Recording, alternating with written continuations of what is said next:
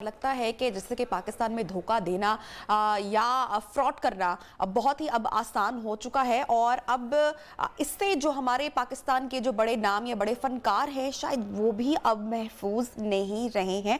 और हाल ही में एक बड़ा ही अफसोसनाक इंसिडेंट हुआ है हमारे पाकिस्तान के एक सीनियर एक्टर अदाकार के साथ, आसिम बुखारी साहब की जनाब में बात कर रही हूँ, जो हाल ही में फ्रॉड का शिकार हो गए हैं और लंदन जाने के लिए पुरुमीद बैठे थे कि जब उन्होंने एजेंट को लंदन की टिकट के लिए तकरीबन 2,20,000 की रकम अदा की, लेकिन पता चला वक्त आने पे कि उनके साथ फ्रॉड हो गया है। बहरहाल वाकई की जो एफआईआर है वो दर्ज हो चुकी है और आसिम साहब का कहना है कि उनके जो पैसे हैं वो उनको वापस किए जाएं और जिस शख्स ने फ्रॉड किया है उसके खिलाफ सख्त कार्रवाई की जाए और कार्रवाई होनी भी चाहिए। बहरहाल ये सारा मामला किस तरीके से पेश आया, हम आसिम बुखारी साहब से ही बात करते हैं और उनको प्रोग्राम में खुशामदीद कहते हैं।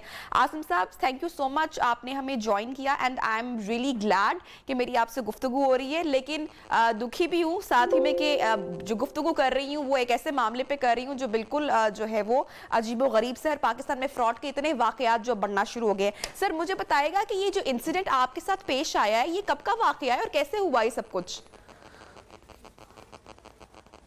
भैया जी, सबसे पहले तो ये है कि आपका शुक्रिया कि आपने मुझे ऑनलाइन लिया।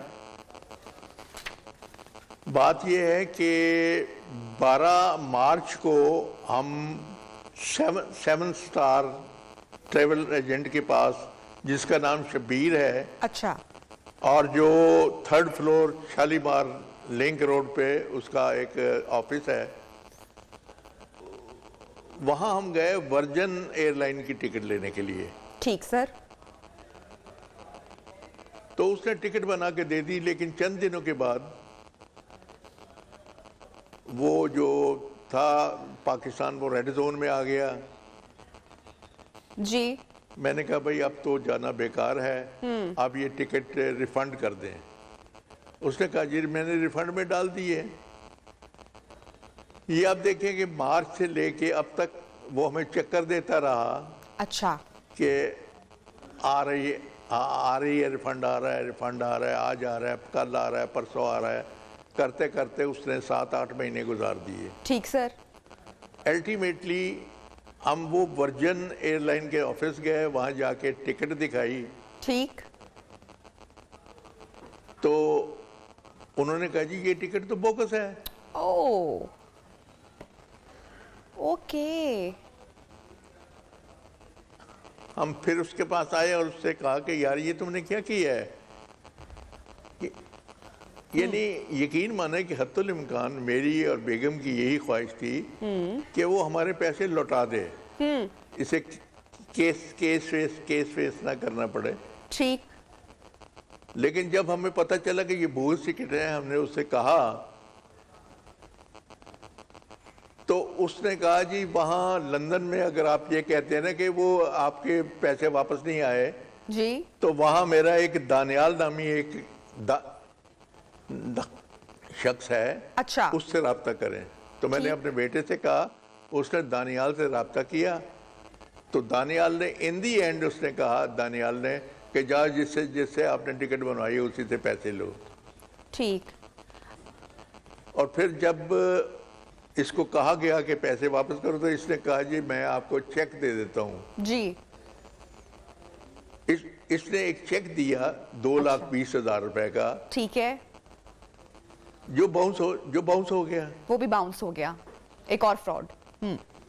उसने कहा कि मैंने पैसे जमा करवाए हैं, अच्छा, आप कल फिर करवाइएगा। मैंने फिर करवाया, फिर बाउंस हो गया। ठीक। थर्ड टाइम उसने कहा जी कि मेरे पास पैसे आ गए हैं, ठीक है। आप आके मेरे ऑफिस में से पैसे ले जाएं, ठीक है। और चेक मुझे वापस कर दें। ठीक। मैंने कहा कि मैं चेक कैसे वापस नहीं करूंगा जब तक पैसे मेरे हाथ में नहीं आएंगे। सही। तो सर 12 मार्च से लेकर आज 3 नवंबर की डेट हो चुकी है। अब आपने एफआईआर भी दर्ज करवा दी है। इस शख्स का ऑफिस वहीं पर मौजूद है। ये शख्स क्या फरार तो नहीं है? और पुलिस आपको क्या सपोर्ट कर रही है आफ्टर एफआईआर दर्ज करवाने के बाद? मुतमईन हैं आप पुलिस की कार्रवाई से? जी मैं बताता हूँ ना जी आगे की कार्रवाई। जी। तो इसने तीसरी दफ़ा चेक फिर बाउंस हो गया। ठीक है। फिर मैंने मॉडल, क्योंकि मॉडल टाउन ब्रांच में वो बाउंस होके आता था चेक, तो मॉडल टाउन में मैंने रिपोर्ट दर्ज करवाई और उन्होंने, मॉडल टाउन वालों ने एक एएसआई एहतशाम को ये केस दे दिया। ओके। एहतशाम ने उसको देखा परखा और उसने कहा जी 27 तारीख को, उसने वादा किया 27 तारीख को आपको पैसे दे देगा। 27 भी गुजर गई, पैसे वैसे का नाम नहीं है। उसके बाद वो तहरीक लब्बैक का वो सिलसिला हुआ, थाने वाले सारे चले गए उधर। अब एहतशाम यहाँ से ट्रांसफर हो गया है। केस जो है, केस SHO अपना राना नईमुल्लाह साहब के पास है और उन्होंने मुझे यकीन दहानी कराई है कि मैं आपके पैसे आपको दिलवा दूंगा, आप बेफिक्र रहें। आज ही सुबह उनसे मेरी बात हुई है।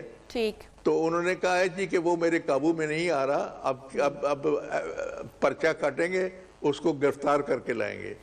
अब देखिए मैं तो यकीन माने कि मैं तो वो शख्स नहीं हूँ कि जो लड़ाई झगड़े फसाद और इसके बिल्कुल सर, बिल्कुल सर, आप हमारे लिए बहुत कीमती हैं और हमारे लिए एहसास है और एसेट है, ना सिर्फ हमारे लिए बल्कि हमारे पूरे मुल्क और कौम के लिए, और हम आपकी कदर करते हैं। और मेरे ख्याल से हमारे जो पुलिस के अफसरान हैं वो भी यकीनी तौर पर आपकी कदर करते होंगे। और इस बात को मद्देनजर रखते हुए यकीनी तौर पर ये जो आपका मुद्दा है, जो आपका केस है, वो यकीनी तौर पर जल्द अज जल्द हल होना चाहिए और होगा, और पुलिस भी आपको सपोर्ट करे, हम भी यही चाहते हैं। Thank you so much sir, आपने पूरे मामले से मुतालिक हमें अपडेट किया। जी, आप कंप्लीट करें अपनी बात। राना नईमुल्लाह साहब ने यकीन दिलाया है कि वो कर देंगे। ठीक है। और दूसरी बात ये है कि मैं अपने चीफ मिनिस्टर को रिक्वेस्ट करता हूँ, अपने प्राइम मिनिस्टर को रिक्वेस्ट करता हूँ कि इस तरह का काम नहीं होना चाहिए। बिल्कुल। ऐसे लोगों को फौरन हिरासत में लिया जाए। बिल्कुल जी, thank you so much Asim Bukhari साहब। और बिल्कुल आपका जो पैगाम है वो हम भी यही चाहते हैं कि जो चीफ मिनिस्टर है उस्मान बुज़दार साहब उन तक पहुंचे और ऐसे लोगों के खिलाफ सख्त से सख्त कार्रवाई होनी चाहिए जो लोगों के पैसे फ्रॉड के जरिए खराब करते हैं। और सारा ये मामला हुआ। आसिम साहब बहुत शुक्रिया, आपने टाइम निकाला प्रोग्राम के लिए जनाब। इसके साथ ही अब हम बढ़ेंगे हेडलाइन ब्रेक की जानिब, और जब उससे वापस आएंगे तो जनाब मारखोर जो हमारा कौमी जानवर है, और पिछले 2 साल के दौरान तकरीबन 870 मारखोर जो हैं उनके कम होने का इंकशाफ हुआ है। आखिर ये कहाँ जा रही हैं, ये क्या सारा मामला पेश आ रहा है, इसके ऊपर भी बात करेंगे in our show Neo Pakistan में। वक्फा लेते हैं, साथ रहिएगा।